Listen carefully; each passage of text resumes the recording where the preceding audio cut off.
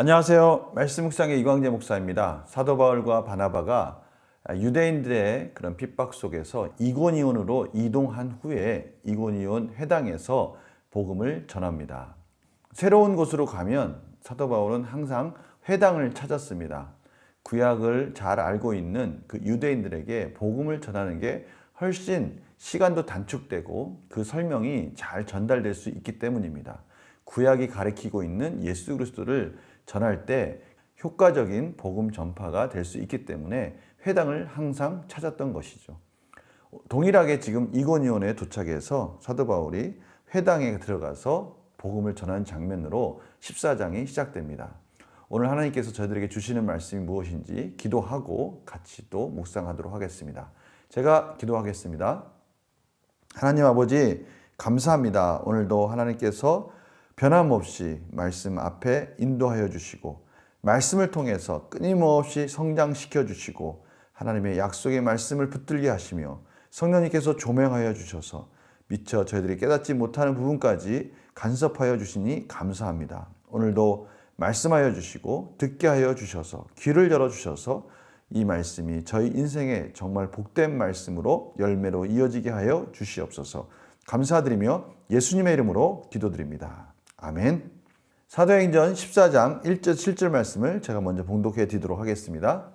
이에 이고니온에서 두 사도가 함께 유대인의 회당에 들어가 말하니 유대와 헬라의 허다한 무리가 믿더라. 그러나 순종하지 아니하는 유대인들이 이방인들의 마음을 선동하여 형제들에게 악감을 품게 하거늘 두 사도가 오래 있어 주를 힘입어 담대히 말하니 주께서 그들의 손으로 표적과 기사를 행하게 하여 주사 자기 은혜의 말씀을 증언하시니 그 시내의 무리가 나뉘어 유대인을 따르는 자도 있고 두 사도를 따르는 자도 있는지라. 이방인과 유대인과 그 관리들이 두 사도를 모욕하며 돌로 치려고 달려드니 그들이 알고 도망하여 루가오니아의 두 성 루스드라와 더베와 그 근방으로 가서 거기서 복음을 전하니라. 아멘. 오늘 말씀 보니까요, 이고니온으로 온 사도 바울과 바나바가 역시 동일하게 회당을 찾아서 복음을 전하는데요. 오늘 1절 말씀 보니까 유다와 헬라의 허다한 무리가 믿더라 라고 말씀하고 있습니다. 놀라운 복음의 역사가 일어나기 시작합니다. 그런데요, 그러한 자리에 유대인들은 싫어하기 시작합니다.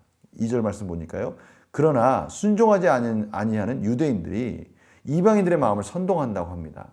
자신들이 가지고 있었던 종교적 입지, 회당에서 정치적인 여러 가지 사회적인 지위를 차지하고 있었던 유대인들이 유대인들로 유대교로 개종을 시켰던 그들을 이제는 사도 바울과 또 바나바를 쫓아서 그리스도인들이 되어가는 겁니다.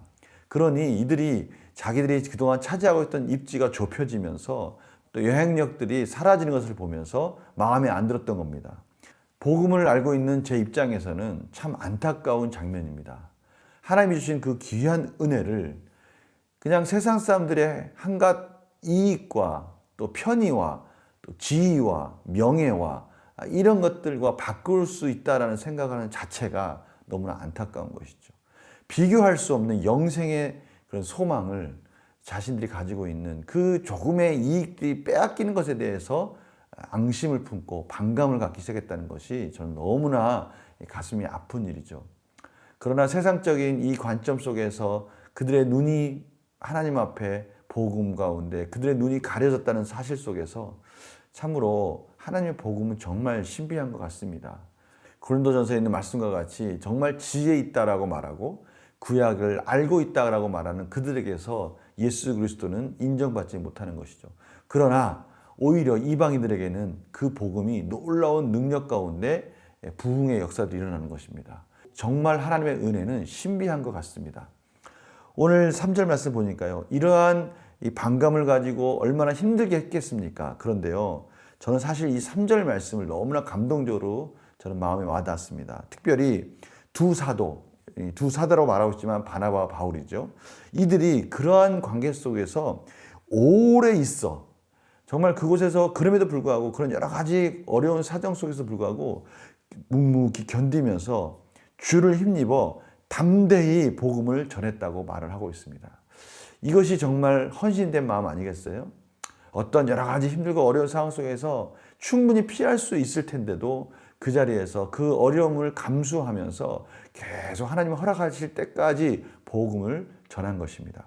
그러자 하나님께서 그들의 손으로 표적과 기사를 행하게 하여서 자기 하나님의 은혜를 풍성하게 나타내셨다라고 증언할 수 있도록, 하나님의 말씀을 더 풍성히 증언할 수 있도록 인도해 주셨다라고 말씀하고 계십니다. 그러나 복음에 순종하지 않는 유대인들은 여전히 이 두 사도 바울과 바나바를 돌로 치기까지 하며 죽이려고까지 하자 어쩔 수 없이 정말 그 핍박 속에서 다음 장소인 루가오니아의 두 성 루스드라와 더베와 그 근방에 가서 복음을 전하는 것으로서 오늘 말씀은 마무리 짓고 있습니다. 참 오늘 이 두 사도 사울과 바나바의 헌신 속에서 하나님의 풍성한 복음의 열매가 있고요. 그 한쪽에서는 여전히 순종하지 않는 유대인들이 이들을 쫓고 있는 장면을 저희들이 보게 되는데요. 오늘 말씀을 통해서 하나님께서 저희들에게 말씀하시려는 뜻이 무엇인지를 문제를 풀어가면서 하나하나 또 같이 나눠보도록 하겠습니다. 바울과 바나바가 이고니온에서 말씀을 전할 때 일어난 일은 무엇입니까? 1절과 3절에 있는데요. 1절에서는 허다한 무리가 하나님을 믿는, 예수 그리스도를 믿는 역사들이 일어나기 시작합니다.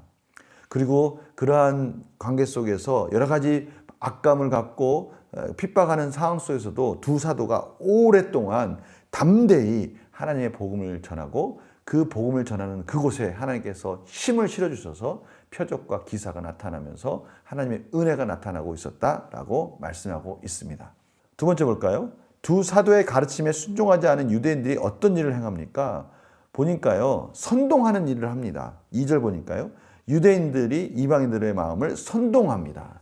4절, 5절 보니까요, 선동을 하면서 무리를 이간질시키고요, 나뉘게 만들고요, 그들이 물리적으로 폭력을 해가면서 사울과 또 바나바를 내쫓는 장면을 저희들이 보게 됩니다. 연구와 묵상 질문 볼까요? 복음 전하는 일이 도리어 갈등을 일으키는 이유는 무엇입니까? 참조 마태복음 10장 34절 말씀 이렇게 나와 있는데요. 10장 34절 말씀 한번 읽어볼까요? 너희는 내가 세상에 평화를 주려고 온 줄로 생각하지 말아라. 평화가 아니라 칼을 주려고 왔다. 오늘 주님의 이 말씀을 통해서 주님이 이 땅에 오셔서 하나님 나라를 세워가실 때 그 하나님 나라를 반대하는 자와 그 하나님 나라 안으로 들어오는 자로 나뉘어지는 그러한 분쟁이 이루어진다는 것을 말씀하고 계십니다. 하나님의 복음을 받는 자들은 하나님 앞에 순종하는 자로 살게 되지만 하나님의 복음을 받지 않는 자들은 하나님을 대적하는 자로 남기 때문에 갈등이 생길 수밖에 없는 그러한 부분을 주님께서 말씀하고 계시는 것입니다. 하나님을 사랑하는 자는 세상을 사랑하지 않게 되죠. 세상을 사랑하는 자는 하나님을 사랑하지 않게 되죠. 당연히 갈등이 생길 수밖에 없는 겁니다. 이 사실을 통해서 오늘 그러한 일들이 이고니온에서 똑같이 이루어지고 있다는 것을 보여주고 있는 것입니다. 하나님의 복음이 들어왔을 때 일어나는 일들은 어디나 어떤 장소에 가도 똑같은 일들이 벌어지게 되는 것이죠. 느낀 점 볼까요? 갈등 앞에서 주눅들지 않고 복음을 전하는 사도의 모습을 보며 무엇을 느낍니까? 제가 오늘 가장 감명 깊었던 그 9절, 3절입니다. 3절. 두 사도가 오래 있어 견딘 겁니다. 하나님이 허락하실 때까지 견디면서 주를 힘입어 담대히 말하니 전혀 주눅들지 않고 담대하게 복음을 전하는 겁니다. 그때 하나님께서 그들의 손으로 표적과 기사를 행하게 하시면서 은혜의 말씀을 더욱더 잘 전할 수 있도록 도우신 것을 저희들이 보게 됩니다.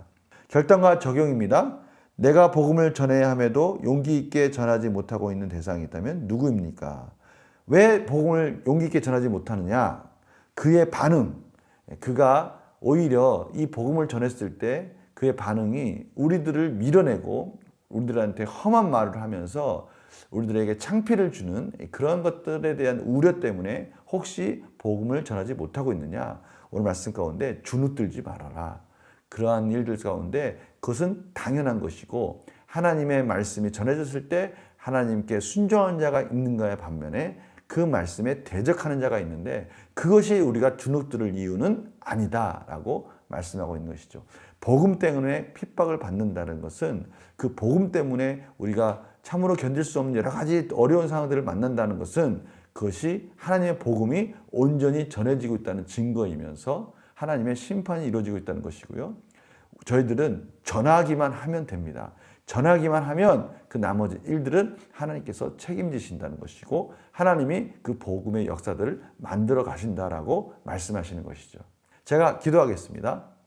하나님 아버지 감사합니다. 오늘도 저희들이 해야 될 사명이 무엇인지 어디까지가 우리가 해야 할 일인지를 가르쳐 주셨습니다. 그들이 하는 반응이나 복음을 받아들이지 않고 행여나 우리들에게 하는 그 모든 핍박들은 하나님의 복음이 온전히 전해지고 있는 곳에서 하나님이 일하고 계시다는 증거이고 나머지는 하나님께 맡겨야 된다는 것을 다시 한번 깨닫게 됩니다. 하나님, 저희들에게 표적과 기사를 주셔서 격려하여 주시고 하나님 뜻 안에 살 때 참으로 담대하게 하나님 맡은 사명 잘 감당할 수 있도록 인도하여 주시옵소서. 감사드리며 예수님의 이름으로 기도드립니다. 아멘. 오늘도 하나님의 능력과 표적과 기사를 나타내는 복된 삶이 되기를 간절히 축원합니다. 내일 또 뵙겠습니다. 안녕히 계세요.